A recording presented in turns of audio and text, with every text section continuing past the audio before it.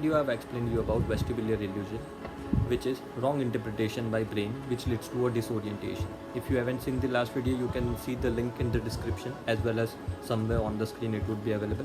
While in this video I'll be explaining you about visual illusions, types of visual illusions, and how can we prevent this disorientation.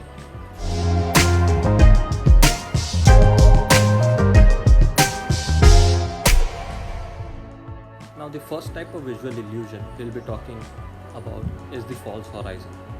Often the horizon perceived through an ambient vision is not really horizontal always. A sloping cloud layer or a terrain is very difficult to perceive as anything but horizontal if it extends from a great distance into a pilot peripheral vision. Saying that the aircraft is flying straight and level and the clouds appear not to be horizontal, the tendency is to lean on the cloud is very well known to many pilots, even during an automatic flight. This sloping cloud layer leads to an illusion that you are flying straight and level, but you actually are not flying straight and level. Now the second type of visual illusion we'll be talking about is the shape and size of the runway, and how this shape and size of the runway would lead to a disorientation when flying an aircraft. Saying that the width of the runway is one with which the pilot is familiar and normal approach is flown, the aircraft would reach to a threshold at the correct height and land within the runway. Considering runway is narrower than the expected, giving a pilot illusion of making a high approach. So the pilot tends to fly lower than the normal approach. This could lead to a landing short of runway.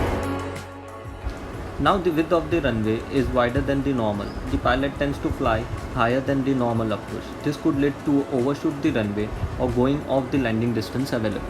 Same would happen where the runway is upslope or downslope. Considering that where the runway is upslope, the pilot may pursue the illusion of being high. The pilot would fly a low approach, which would lead to landing short of runway, and vice versa for downslope of runway. Now the third type of illusion that we'll discuss is AutoKinetics. During night, in the dark, the static light may appear to move if it is allowed to become a primary focus of attention. If I concentrate on this dot, it would tend to blink. To prevent this happening, it is not advisable to stare for any length of time at a single light source when flying in night.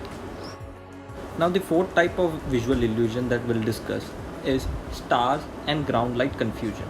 The pilot can confuse stars for light on the ground and vice versa. How can we prevent this disorientation due to vestibular illusions and visual illusions? So the first condition is all the visual clues should be reliable fixed source on the Earth's surface.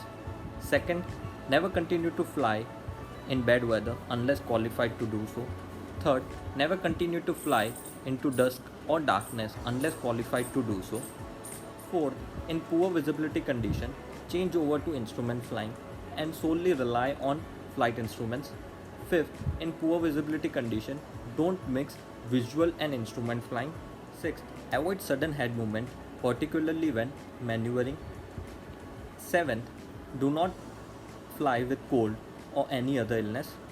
And the last one, maintain practice and proficiency in instrument flying. This video was about visual illusion, while the previous video which I have uploaded was about vestibular illusion. If you haven't seen the previous video, you can see the link below in the description. Collectively, you would be able to understand the illusions that pilot may go through when flying an aircraft. While WRIGHT Aviation is also taking online lectures for CPL, ATPL and airline preparation currently.